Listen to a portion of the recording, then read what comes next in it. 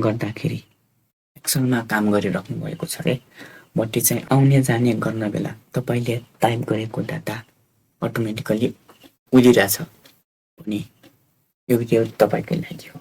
त्यस्तो नहोस्, त्यस्तो नउडोस्, मैले टाइप गरेको डाटा अटोमेटिकली नउडोस्, त्यो सेभ होस्, एक मिनेटमा 2 मिनेटमा सेभ होस् भन्ने चाहनुहुन्छ भने साथीहरु यो भिडियोलाई ध्यान दिएर हेर्नु होला र सेभ अटो रिकभरीको फाइदा धेरै भन्दा धेरै उठाउनु होला। सबभन्दा पहिले एक्सेल ओपन गर्नुहोस्। एक्सेल ओपन गरिसकेपछि होमको अगाडि फाइल छ, यो फाइलमा क्लिक गर्नुहोस् र फाइलमा क्लिक गरिसकेपछि बटनमा अप्सन छ र अप्सनमा क्लिक गर्नुहोस्। अप्सनमा क्लिक गरिसकेपछि यस्तो खालको डायलग बक्स तपाईको अगाडि ओपन हुनेछ र यो अप्सनमा चाहिँ सेभ अप्सनमा क्लिक गर्नुहोस्।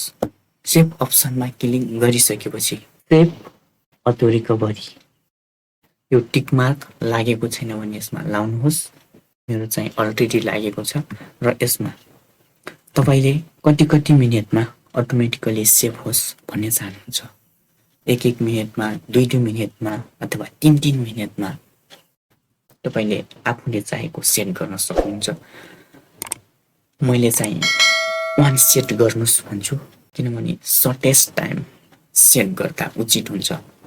1 मिनेटमा गयो भने 1 मिनेटको काम गरेको त्यो अटोमेटिकली सेभ हुन्छ। त्यसैले 1 नै सेट गर्नुस्। म पनि 1 सेट गर्छु र 1 टाइप गरिसकेपछि र ओके गर्नुहोस्। ओके गरिसकेपछि एक्सेलमा केही टाइप गर्नुभयो अथवा केही काम गर्नुभयो तपाईले, त्यो 1 मिनेट भइसकेको छ रे, पति गयो, अब चिन्ता केही छैन, त्यो अटोमेटिकली सेभ हुन्छ।